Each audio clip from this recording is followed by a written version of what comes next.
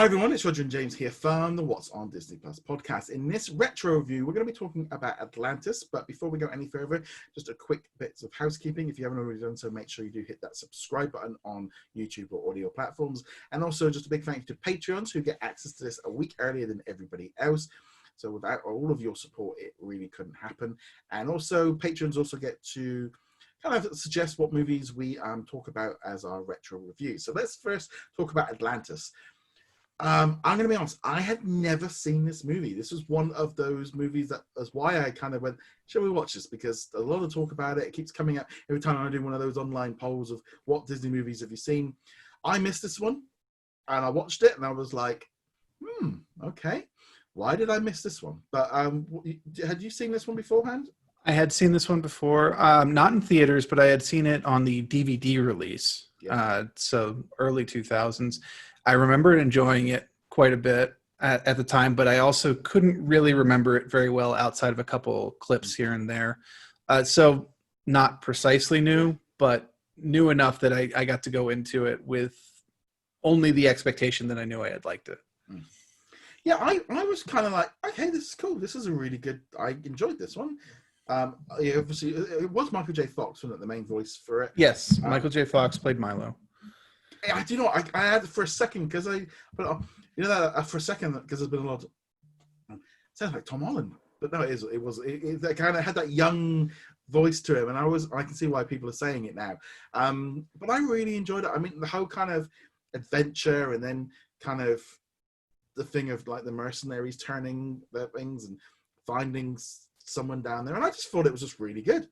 And in some ways it's a little bit very sort of predictable of where it was going, but I was like, yeah, this is why did I not see this one? I do not understand why. This would have been something I would have loved. I'm trying to think, when did this one come out? 2001, prior to 9/11. So this was I think around, I want to say May or June, probably.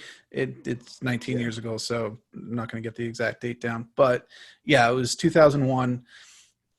It was a great little pulpy adventure, style of Indiana Jones, kind of mixed with Star Wars in there, but also the pulp movies from way back in the day, 30s, 40s, 50s, and it was a really good take on them. Really enjoyable, lots of action. There was enough humor to keep it going, but like you said, it goes A, B, C. You can predict everything that's going to happen in this movie several times before. Like, you can pick out who the bad guy is going to be within the first 10 minutes. The only way they could have telegraphed it more is if he had like the twirly mustache and going,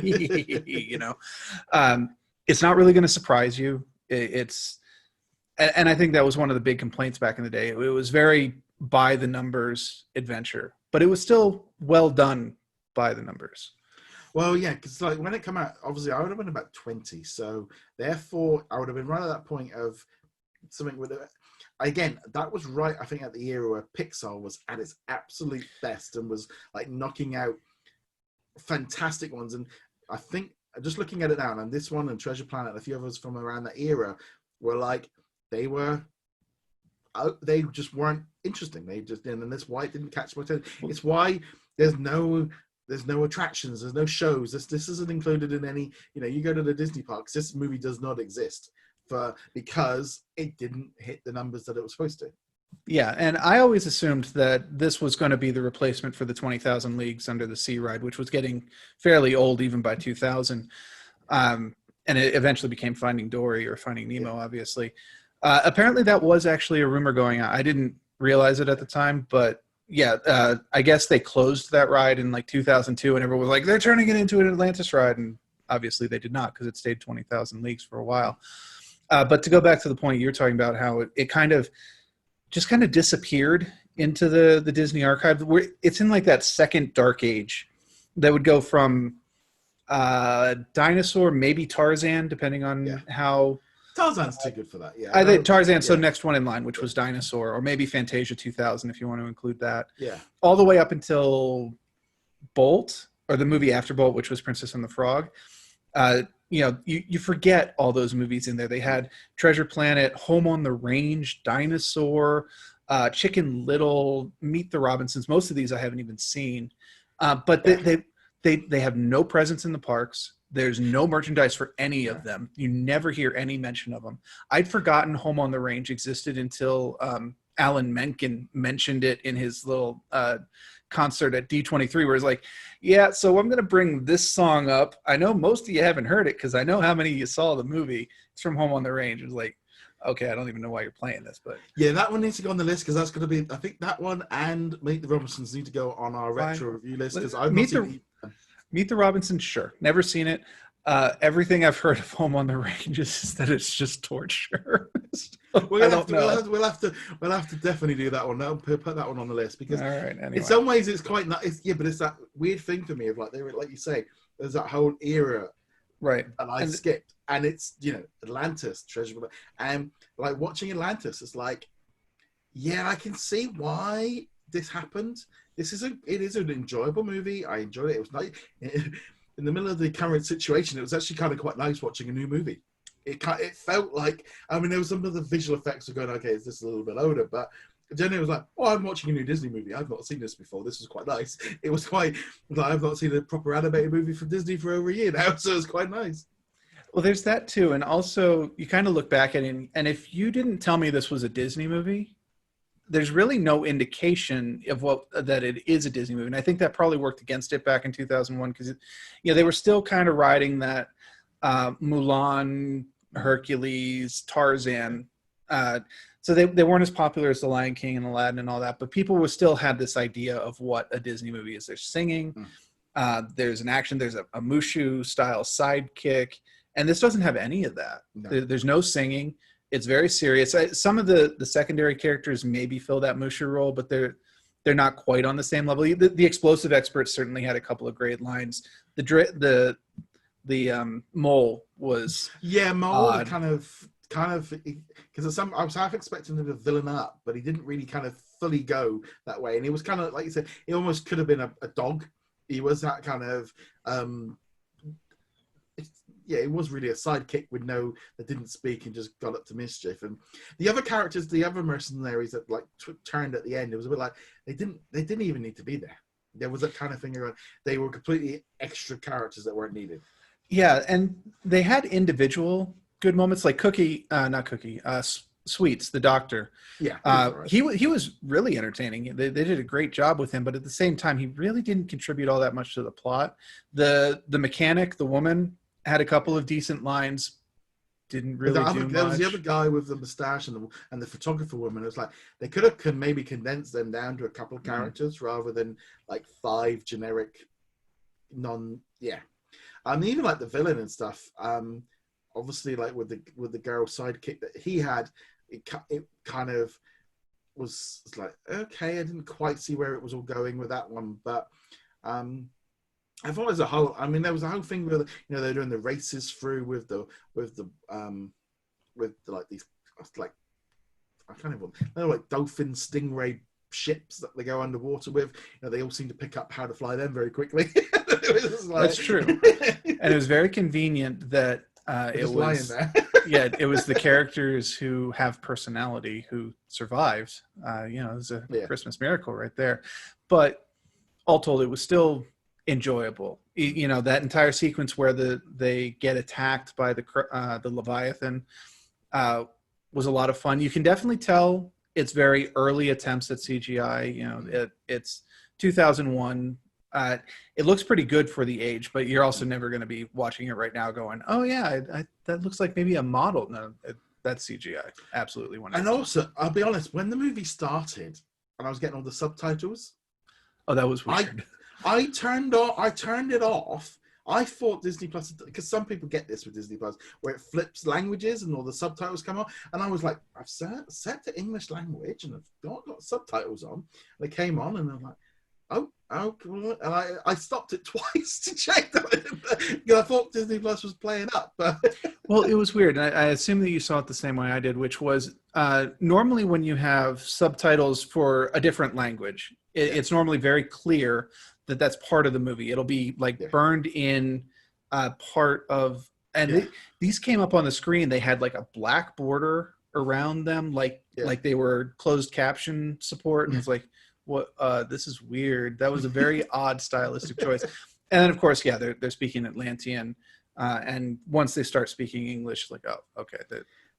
But yeah, it's like, why didn't you burn it in like you normally do with other language subtitles? Well, I can guess the fact of, like, I don't know. It's the fact that I did literally turn the app. Stopped it, came out of it, restarted it, and made sure I thought I had the right settings on, because it was just like, oh man, it's because I get reports of this constantly about Disney Plus where it will flip to a different language and stuff in the app. So I was like, oh, it's just playing up. But no, it wasn't. It was just and I was like, oh, okay, fine. But no, I really enjoyed it. I'd probably give it like a 3 out of 5. It was kind of very much in the middle. It wasn't anything groundbreaking, but I enjoyed it. I thought the main character was fun. I mean, the whole thing of him trying to get it definitely was like very Indiana Jones at the beginning, and obviously with him staying and all the rest of it, I thought that was great. And yeah, just as a whole, I just was just like, yeah, that was a nice, easy, good movie. I mean, they made a sequel. But definitely, I don't know where that one will go. Early 2000s, everything got a sequel at Disney. Cinderella 2, Little Mermaid 3. Cinderella 3.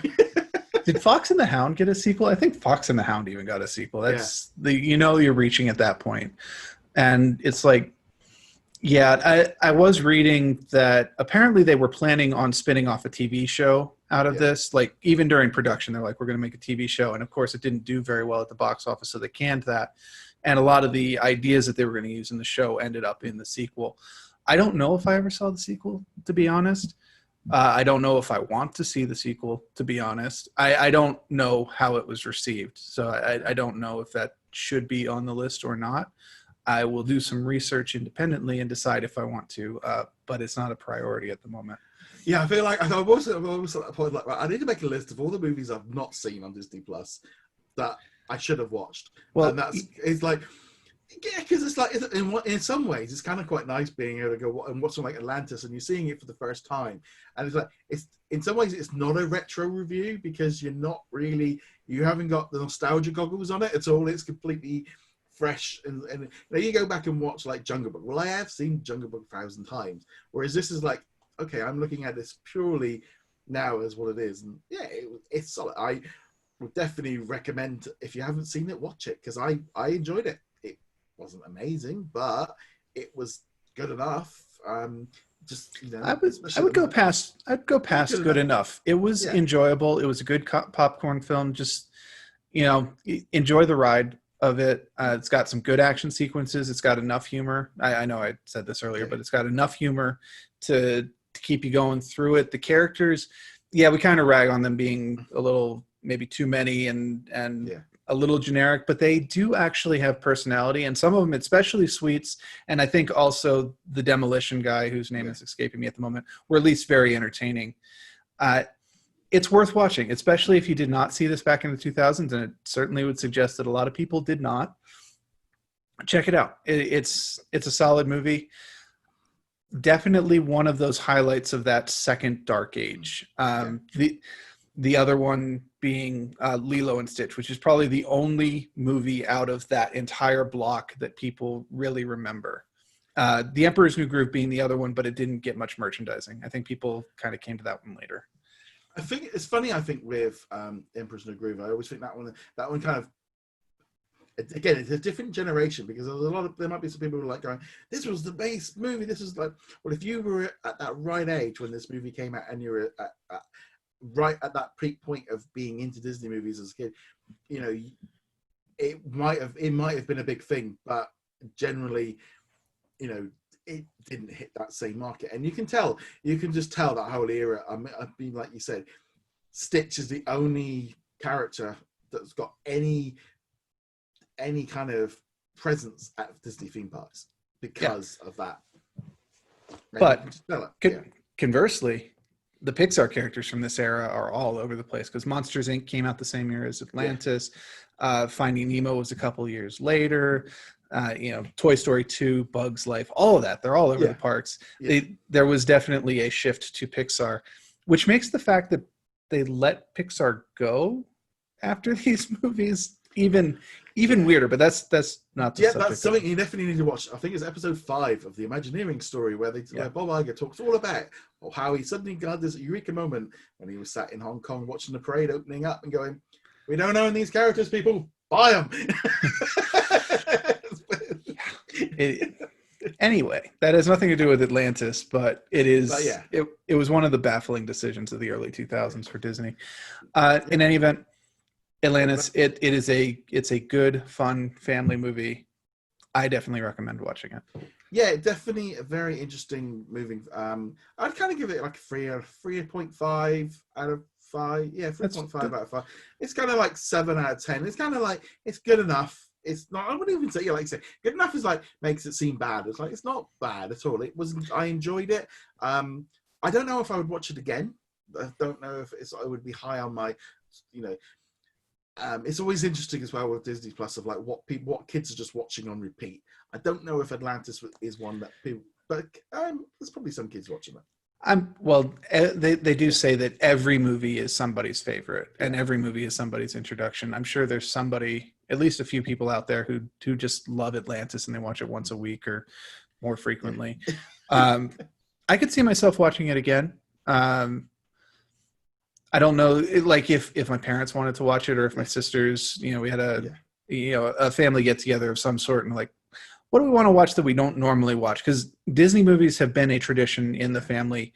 I've mentioned it in the past. Going to my grandmother's and watching the classics on the VHS tapes was like a highlight of our summers. So being able to do that here with family and be able to go, all right, we're going to watch Brother Bear or we're going to watch Atlantis or Treasure Planet. Yeah. It's absolutely something I could see doing. Yeah, it's also as well. This is a movie I don't really remember seeing much being advertised on TV around like Christmas time and stuff to watch, kind of thing. So that might also be part of it, like you say, of that family viewing. But definitely would recommend, if you haven't seen it, go watch it, especially right now where there's not a lot of new stuff. Jump into that back catalogue on Disney Plus, see what's going on, see how it's all working and stuff. And that's the kind of the cool thing really for Disney Plus. But again, just wanted to say a big thank you also to all of our patrons for helping support, including Seth, Jacob, Sarah, Joshua, The Juice, What's on Netflix, Andrew, and also Julie for all of your support.